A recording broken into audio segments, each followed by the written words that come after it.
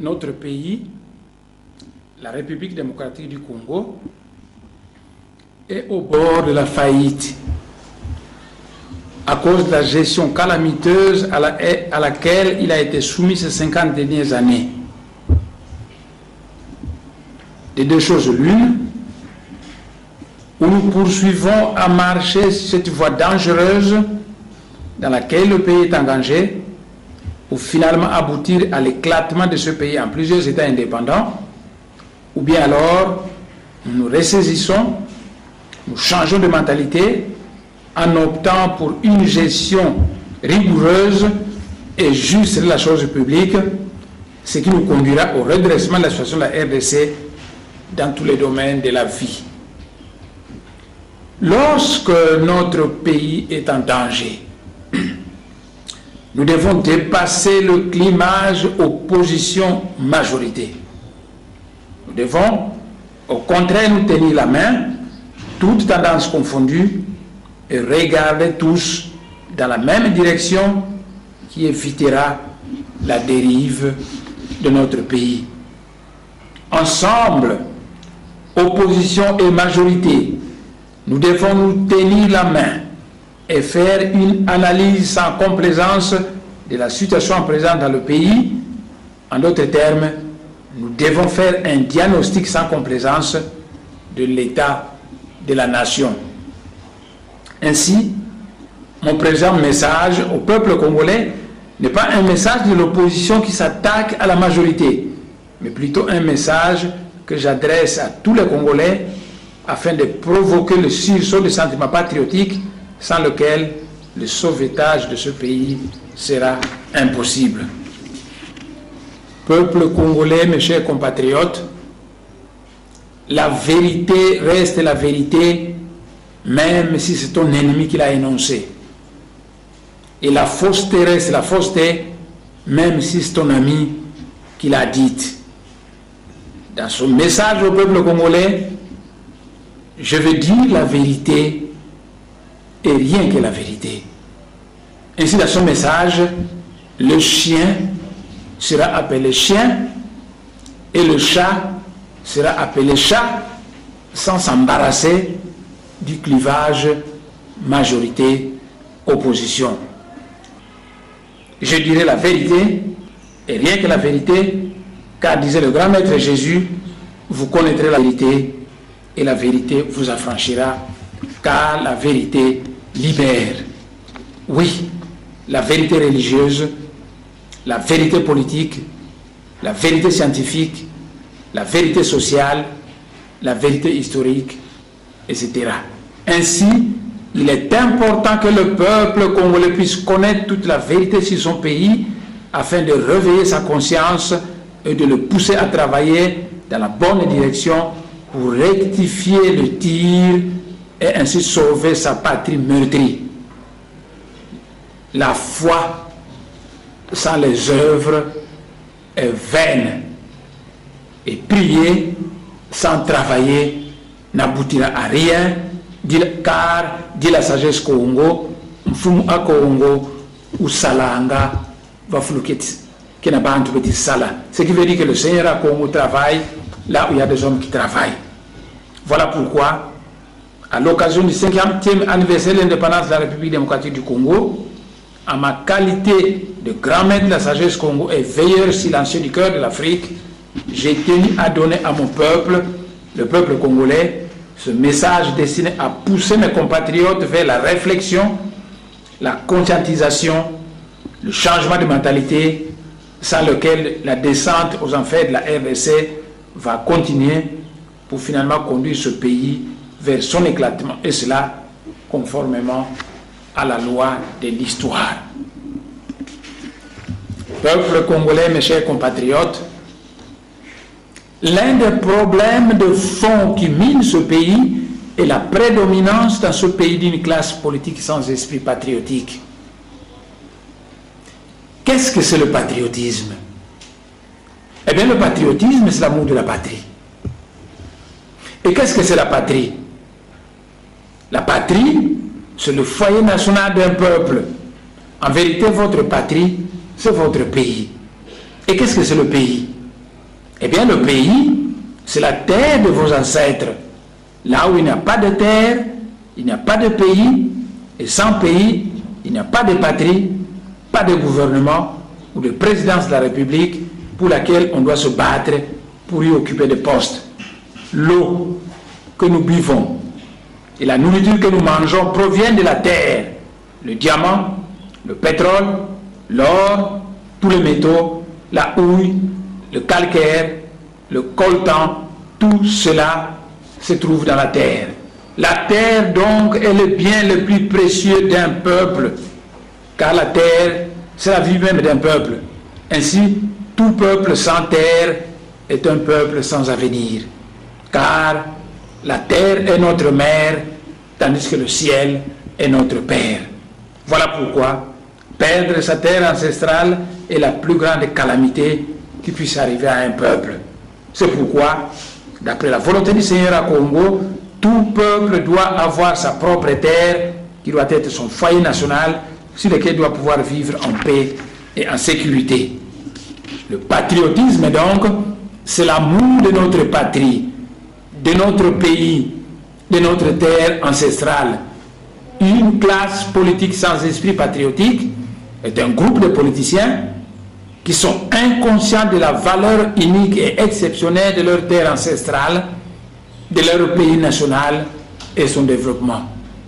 À partir du moment qu'on est très conscient de la valeur unique et exceptionnelle de sa terre, de son pays, alors on se bat et on se sacrifie pour sa protection, pour sa sécurité et son développement, afin de le rendre puissant, prospère et très compétitif. Une classe politique sans esprit patriotique se caractérise, 1, par l'inconscience notoire de la valeur unique de sa patrie, de son pays, de sa terre ancestrale. Ainsi, des dirigeants sans esprit patriotique trouvent normal d'arracher la terre aux ayants droit coutumiers et de la livrer aux étrangers au détriment des autochtones. Une classe politique sans esprit patriotique se caractérise par l'inconscience notoire de savoir que nous vivons dans un monde en compétition perpétuelle. Ainsi, toute communauté ou tout pays qui ne fera pas des efforts pour se rendre puissant et prospère court le risque de se faire dominer par des vautours sans scrupules, dotés de sciences sans conscience. Une classe politique sans esprit patriotique se compose des dirigeants qui pillent leur pays, détournent l'argent du trésor public, vont investir à l'étranger et garnir leurs coffres dans les banques étrangères. C'est donc l'économie des pays étrangers qui profite de tout cet argent qui a été détourné du circuit économique national. Des politiciens sans esprit patriotique trouvent normal de payer des milliers de dollars à un militaire étranger, tandis qu'il refuse de payer ne fût-ce que 100 dollars à un militaire national. Les autorités sans esprit patriotique ont la gâchette facile pour massacrer leurs compatriotes. Un dialogue national tenu au palais du peuple à Kinshasa profite à l'économie nationale, tandis que celui qui est tenu à l'étranger profite aux pays étrangers, et cela au détriment de notre économie. des politiciens sans esprit patriotique adorent tout dialogue national à tenir à l'étranger. Peuple congolais, mes chers compatriotes, la République démocratique du Congo, notre pays, est un grand pays multinational, un véritable sous-continent. Et ces provinces sont de véritables pays comparés aux dimensions des pays européens. Voilà un grand ensemble aux dimensions continentales composé de plusieurs peuples aux mentalités diverses et divergentes.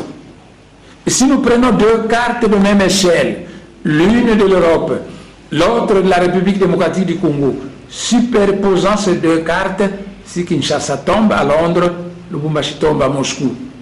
Entre Londres et Moscou, il y a la France, la Belgique, l'Allemagne, l'Autriche, l'Italie, la Suisse, la Roumanie, la Pologne, la Tchéquie, la Slovaquie, le Kosovo, la Serbie, la Croatie, la Bosnie, la Géorgie, etc. La République démocratique du Congo, donc, est presque aussi vaste que toute l'Europe.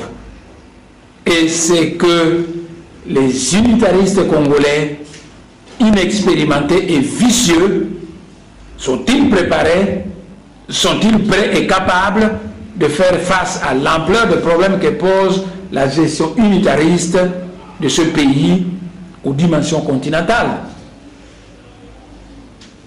C'est comme qui dirait donner la gestion unitariste de l'Union européenne à des apprentis sorciers qui sont vicieux, tribalistes et inexpérimentés. Peuple congolais, mes chers compatriotes, voilà la République démocratique du Congo, composée de plusieurs peuples différents, à qui on n'a pas donné en 1960 la liberté de faire usage de leurs droits de chaque peuple à l'autodétermination. Plusieurs peuples, plusieurs mentalités diverses et divergentes, plusieurs pays mis ensemble par la force, des milliers de kilomètres à parcourir. Et les unitaristes centralisateurs, avec leur État unitaire, prétendent diriger ce fameux sous-continent par la dictature, la force des armes, la gâchette facile, la misère, les injustices, les antivaleurs, et en concentrant tout le pouvoir à Kinshasa. Mais quelle ignorance des leçons de l'histoire! Conséquence, eh bien, cela fait 50 années depuis que le pays est indépendant et la République démocratique du Congo va très mal.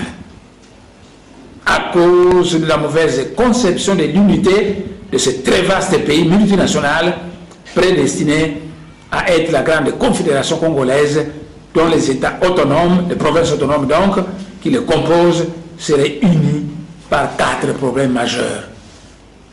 Peuple congolais, mes chers compatriotes, sommes-nous capables, nous leaders congolais, de regarder la vérité en face et de l'accepter que 45 années durant, les unitaristes centralisateurs ont été incapables de gérer ce très vaste pays multinational comme il se doit? Sommes-nous assez honnêtes pour l'accepter et le proclamer que l'unitarisme centralisateur et dictatorial a lamentablement échoué dans ce pays? Sommes-nous capables de tirer toutes les conséquences de cette vérité reconnue et de transformer notre pays en une grande confédération congolaise, modèle américain? Je sais que les unitaristes centralisateurs n'aiment pas le fédéralisme et la confédération. Curieusement, ces unitaristes aiment aller cacher l'argent qui détourne au Congo dans les banques de ce pays européen appelé la Confédération helvétique, en d'autres termes, la Suisse. Le mot confédération leur fait peur et pourtant, ils parlent bien de la Confédération syndicale congolaise. Ces messieurs sont l'homme de véritables Bantous, Bamunanga Ngandu, Mazamakondo Ngandu. Ce qui veut dire des gens qui voient des crocodiles dans une rivière sans crocodile. Peuple congolais, mes chers compatriotes, nous l'avons vu, que notre pays, la République démocratique du Congo, n'a pas été fondé par un politicien congolais, car il est l'œuvre du roi Léopold de Belgique, qui avait rassemblé de force plusieurs ethnies aux mentalités diverses et divergentes, sans au préalable avoir demandé à chacune de ces ethnies si elle souhaitait faire partie du Congo belge ou pas. C'est donc un mariage forcé. Et je l'ai toujours dit, que nous, leaders congolais, nous avons le devoir sacré de prendre ce mariage forcé et de le transformer en mariage d'amour, en cultivant l'esprit de justice, de fraternité, d'égalité envers toutes les ethnies de ce pays. Si nous réussissons ce pari de transformer le mariage forcé en mariage d'amour, et que nous plaçons l'homme qu'il faut à la place qu'il faut dans toutes les institutions de notre pays, alors la République démocratique du Congo va rapidement devenir une grande puissance économique mondiale. Malheureusement, pendant que le Congolais passe son temps à boire et à danser dans l'église ou dans le bar, 45 années durant, l'extérieur a imposé à notre pays des dirigeants, voire même des non-congolais, qui ont conduit ce pays fabuleux dans son désastre actuel. Peuple congolais, mes chers compatriotes, de 1960 jusqu'à ce jour, 50 années durant, toutes les rébellions qui ont détruit ce pays proviennent toujours de l'Est de la RDC. Et c'est l'Ouest en général qui a toujours payé les pots cassés par toutes ces rébellions de l'Est. Soi-disant pour mettre fin à chaque rébellion, la communauté internationale a toujours placé ses anciens chefs rebelles au pouvoir en RDC. Et je l'ai toujours dit, qu'un ancien chef rebelle parvenu au pouvoir et qui n'arrive pas à se transformer en homme d'État est un danger public pour la population, car, dit la sagesse Congo, Kimbambi, Kakala Nungu, Nkefu, Kaimani Sangako. Ce qui veut dire la fiole où on a longtemps gardé du piment. Le gaz piquant du poivre ne finit jamais. Après l'arrivée de l'AFDEL au pouvoir et après 10 années de règne du pouvoir de l'Est, la fracture Est-Ouest, la RDC, continue à s'aggraver. L'Est, composé des provinces du Katanga, du Maniema, du Deux-Kivu et de la province orientale. L'Ouest, composé des provinces du Congo central, de Bandundu, de l'Équateur et des deux Kasaï. Les postes les plus lucratifs sont donnés aux gens de l'Est au détriment de l'Ouest et la RDC. Cela entraîne des frustrations au Congo central en particulier et à l'Ouest en général. Pour tromper le peuple congolais, on l'endort en expliquant sa misère par le fait que le pays sort à peine de la guerre. Mais qui a fait cette guerre pour que notre pays puisse gagner quoi? Et comment se fait-il que pendant que le pays sort à peine de la guerre, les originaires de l'Est et dirigeantes ont des millions de dollars dans leurs comptes bancaires? Peuple congolais, mes chers compatriotes, l'histoire nous apprend que dans tout pays multinational où l'on privilégie certaines ethnies au détriment des autres, la cohésion nationale a toujours été fragilisée, facilitant ainsi le sentiment de répulsion de l'autre et l'envie de se séparer de lui. Ce qui conduit souvent à la destruction de l'unité du pays et à la séparation définitive par des proclamations d'indépendance unilatérales. Voir le cas de la Yougoslavie avec le Kosovo, la Bosnie, la Croatie, l'Irlande du Nord et l'Angleterre, la Flandre et la Wallonie, le Groenland et le Danemark, le Kurdistan et la Turquie, l'Ossétie du Sud et l'Abkhazie en Géorgie, la Tchéquie et la Slovaquie.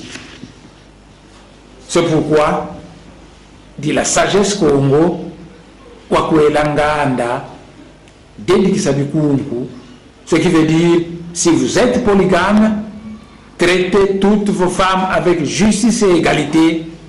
Il faut donc traiter toutes les provinces, toutes les ethnies de notre pays avec justice et égalité. Combien de PDG d'entreprises étatiques a-t-on nommé dans ce pays, la République démocratique du Congo? Répartissez ce PDG par province d'origine et vous allez le constater que l'Est est privilégié au détriment de l'Ouest. Faites l'inventaire de tous ces grands bâtiments en construction dans différents quartiers de Kinshasa. Demandez à qui appartient ce bâtiment. Et vous allez le constater que la grande majorité de ces bâtiments appartiennent aux ressortissants de l'Est qui ont détourné l'argent de l'État congolais, et cela au détriment de l'Ouest. Ce sont donc de biens mal acquis qui doivent revenir à l'État congolais. Combien de généraux, de colonels, de majors, de capitaines, de lieutenants avons-nous dans notre armée congolaise? Répartissez tous ces gradés par province d'origine et vous verrez que l'Est est privilégié au détriment de l'Ouest. Pire encore, beaucoup de gradés de l'Ouest, diplômés des écoles militaires de l'Occident, sont exclus au profit de gens sans formation militaire sérieuse. Et l'opération de brassage a été et reste la grande porte par laquelle des non-congolais ont infiltré l'armée congolaise, à tel point qu'aujourd'hui, beaucoup de postes stratégiques dans l'armée, la sécurité, dans l'économie, etc., sont entre les mains des Ougandais, des Rwandais, des Tanzaniens, etc. La République démocratique du Congo est donc devenue un véritable Kimpangala qui n'a plus de secret, un Kimpangala où des colons noirs dictent leurs lois aux purs Congolais. Les étrangers qui se sont donnés des non-Congolais, sans pourtant être des Congolais, règnent en maître absolu en RDC. Qu'on fasse un recensement sérieux où l'on demande à chacun sa province d'origine, son territoire, son secteur, son village d'origine, et qu'on aille vérifier au village en question s'ils connaissent X et Y, et vous allez voir comment notre pays est dirigé par des non-congolais. C'est vraiment honteux et c'est dangereux, car dit la sagesse Congo, Musisi Uyalanga, Nzenza, Kayalanga, Nsinganiko. C'est le fils du pays qui gouverne par l'étranger. Messieurs les unitaristes congolais, vous voulez avoir un grand ensemble, un grand pays, et vous êtes incapables de contrôler ce grand pays comme il se doit. En tout cas, je ne connais pas un seul pays du monde où l'on laisse le pouvoir à des gens qui n'ont pas la nationalité du pays en question. Et la fameuse carte d'identité en préparation, où l'on exclut d'indiquer la province d'origine, le village d'origine du porteur, son territoire, son secteur d'origine, n'est qu'une nouvelle porte grandement ouverte pour l'infiltration du Congo des étrangers. C'est une grande cabale contre le peuple congolais. Et les citoyens congolais qui soutiennent cela sont soit des traîtres ou bien des ignorants dangereux. Alors que les soldats étrangers touchent des milliers de dollars par mois, les militaires et les policiers congolais ne touchent même pas 100 dollars. Alors qu'on fait vivre le peuple congolais par des slogans creux, certaines personnes au pouvoir entassent des centaines de millions, voire des milliards de dollars dans leur compte bancaire. Renseignez-vous et vous allez voir qu'une fois de plus, La grande majorité de ces comptes bancaires appartiennent aux ressortissants de l'Est, et cela au détriment de l'Ouest. Alors qu'à l'Est, la grande majorité des postes clés dans tous les domaines économiques sont entre les mains des originaires de l'Est. Par contre, au Congo central, à l'Ouest, on écarte injustement les Bakongo dans les postes lucratifs pour donner ce poste aux X-phones. Or, dit la sagesse Congo, le Nungu, le Tunganga, Mandangi, Kamatunganga ko, ce qui veut dire c'est la justice qui construit la nation, tandis que l'injustice détruit la cohésion nationale. Peuple congolais, mes chers compatriotes, Kinshasa est construit au bord d'un grand fleuve et les Kinois ont du mal à se procurer de l'eau dans leur maison. La République démocratique du Congo a l'un des plus grands barrages électriques du monde et les Kinois ont du mal à se procurer l'énergie électrique chez eux. Les routes de Kinshasa sont pleines de trous et de flaques d'eau. Oui, on est incapable de développer la seule ville de Kinshasa, capitale de la République démocratique du Congo, et on parle de la nécessité de centraliser la direction du grand ensemble RDC entre les mains du gouvernement central. Or, dit la sagesse Congo, bitungu voit kengi, kulende le bionatako, kengi diaka voit. Ce qui veut dire, alors que tu es incapable de transporter un fagot de 9 bois, tu en ajoutes encore 9. On entend certaines personnes dire qu'il faut des grands pays car nous sommes à l'heure des grands ensembles. À cela, je rétorque en disant oui et non. Car les grands ensembles sont faits pour des grands sages au cœur pur, sinon alors ce grand ensemble devient une grande prison qui paralyse les ethnies rassemblées et constitutives du grand ensemble. Ainsi dit la sagesse Congo, Makinu Kwabaleke, Luyalu, Kwabambuta, ce qui veut dire laisser la danse aux jeunes gens, tandis que la gestion du pays confie aux sages, aux frères aînés, aux grands esprits. Peuple congolais, mes chers compatriotes, à l'heure des grands ensembles, le super grand ensemble appelé IRSS a éclaté en plusieurs États indépendants de dimension moyenne. À l'heure des grands ensembles, la Flandre et la Wallonie cherchent à se séparer en Belgique. À l'heure des grands ensembles, le Kosovo, la Bosnie, la Croatie se sont déjà séparés de la Serbie en Europe de l'Est. À l'heure des grands ensembles, la Tchécoslovaquie a éclaté en 2 pays indépendants. L'Ossétie du Sud et l'Abkhazie se sont séparés l'année passée de la Géorgie à l'heure des grands ensembles.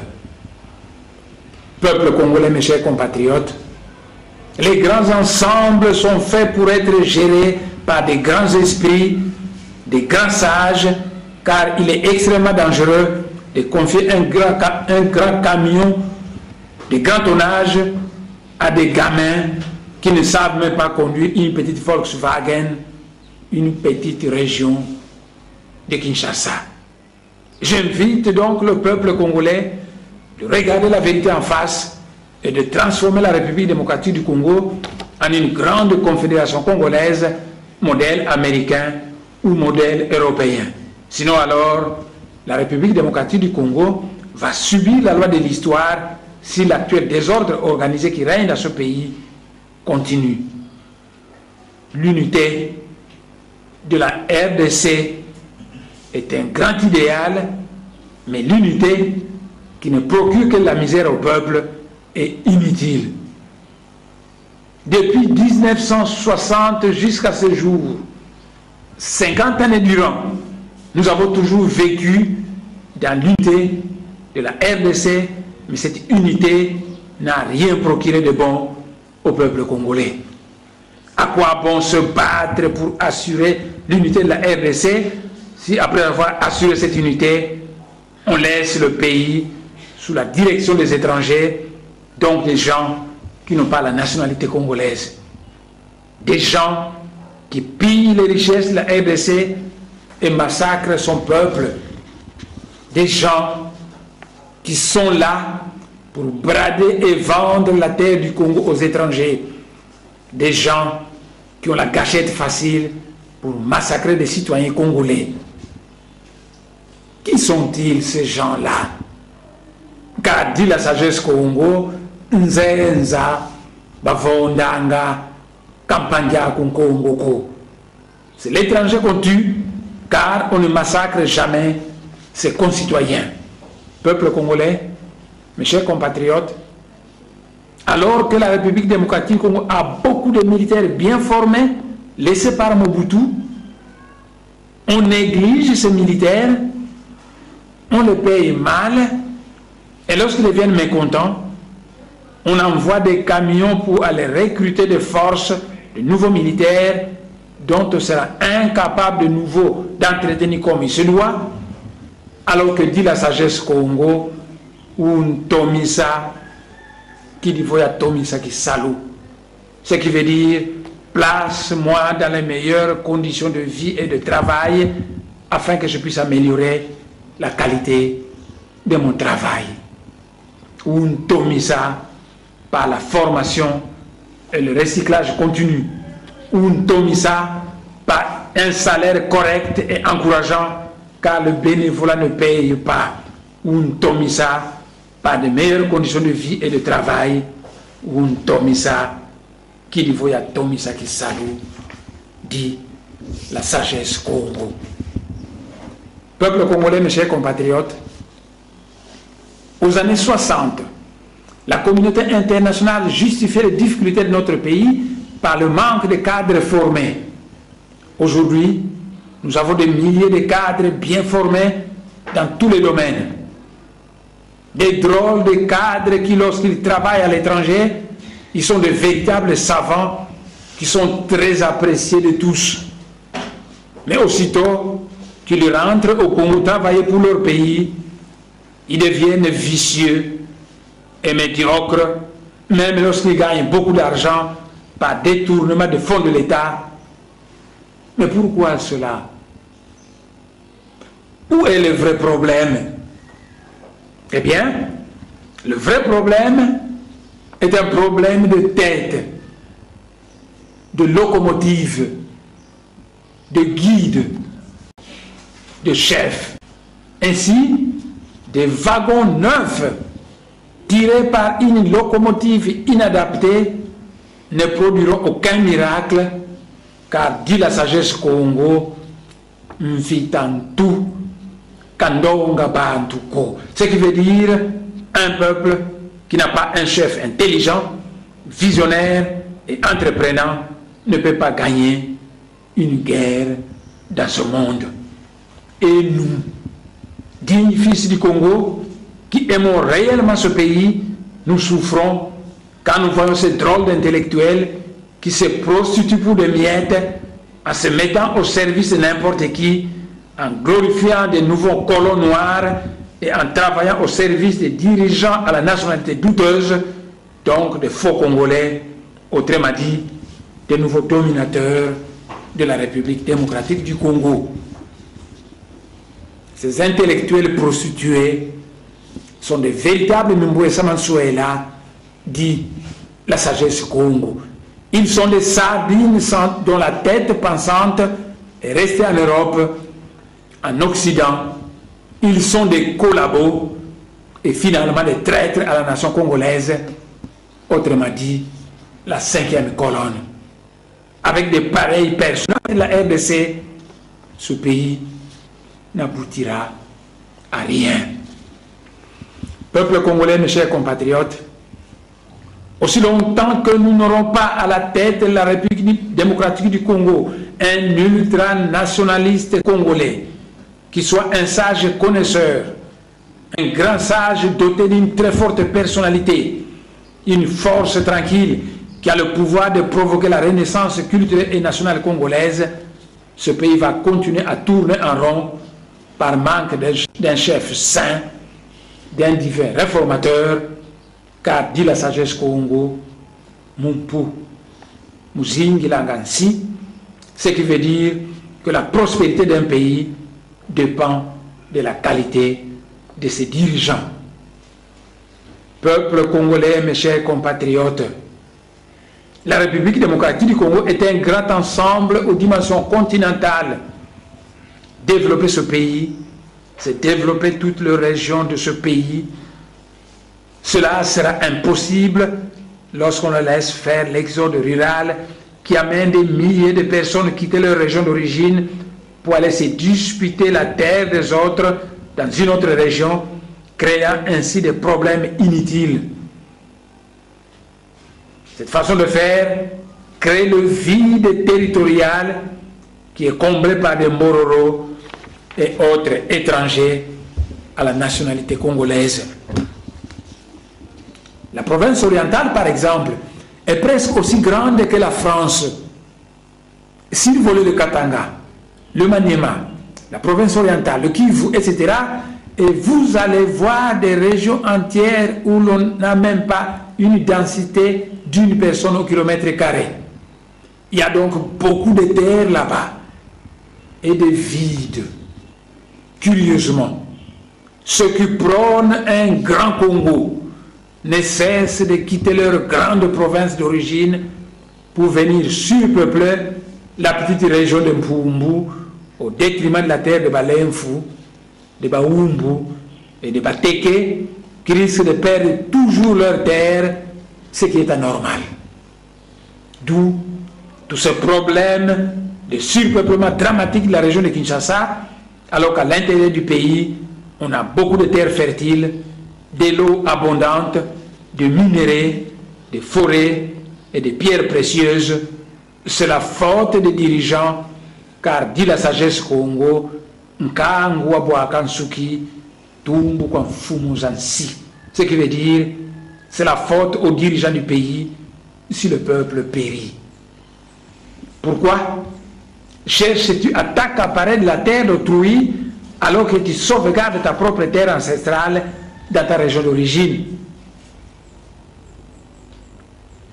C'est de l'anarchie, du désordre, donc de l'escroquerie conduisant à des biens mal acquis qui doivent revenir à leurs vrais propriétaires. Des terres d'autrui soi-disant achetées avec de l'argent de l'État détourné.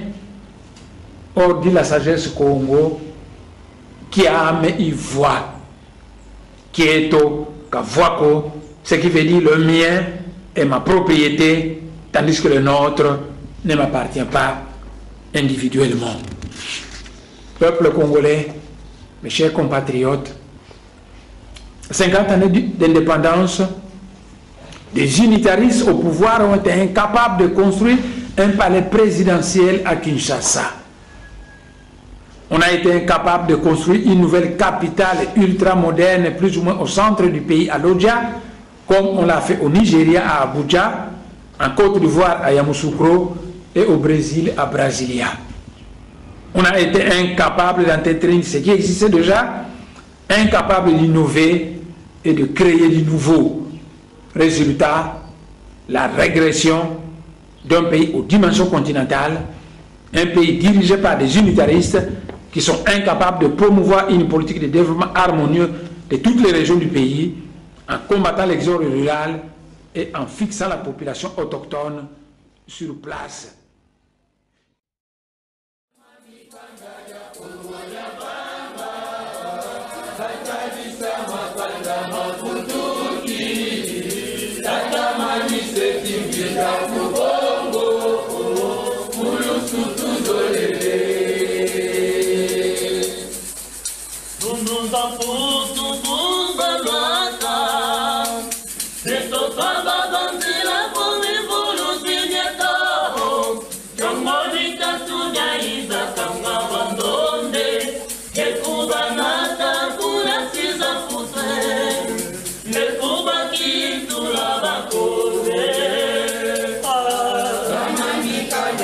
Congo ya banda